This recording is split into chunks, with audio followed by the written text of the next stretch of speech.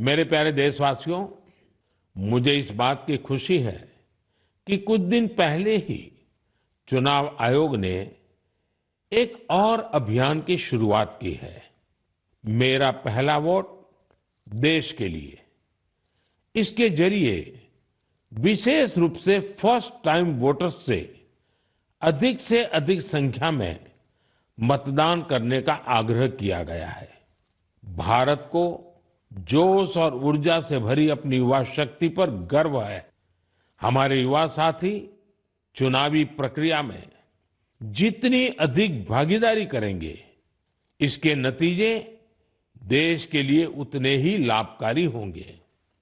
मैं भी first time voter से आग्रह करूंगा कि वे रिकॉर्ड संख्या में वोट करें। 18 का होने के बाद आपको 18वीं लोकसभा के लिए सदस्य चुनने का मौका मिल रहा है। यानी ये 18वीं लोकसभा भी युवा आकांक्षा का प्रतीक होगी। इसलिए आपके वोट का महत्व और बढ़ गया है। आम चुनावों की इस हलचल के बीच आप युवा न केवल राजनीतिक गतिविधियों का हिस्सा बनिए, बल्कि इस दौरान चर्चा और बहस को लेकर भी जागरूक बने रहिए।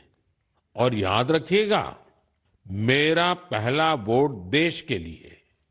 मैं देश के इन्फ्लुएंसर्स को भी आग्रह करूंगा, चाहे वो खेल जगत के हो, फिल्म जगत के हो, साहित्य जगत के हो, दूसरे प्रोफेशनल्स हो, या हमारे इंस्टाग्राम और यूट्यूब के इन्फ्लुएंसर्स हो, वो भी इस अभियान में बढ़ चढ़कर हिस्सा लें और हमारे फर्स्ट टाइम वोटर्स को मोटिवेट करें।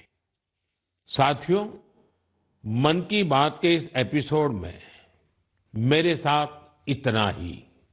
देश में लोकसभा चुनाव का माहौल है और जैसा कि पिछली बार हुआ था, संभावना है कि मार्च के महीने में आचार संहिता भी लग जाएगी।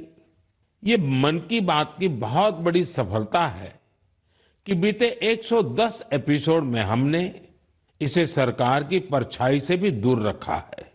मन की बात में देश की सामूहिक शक्ति की बात होती है, देश की उपलब्धि की बात होती है।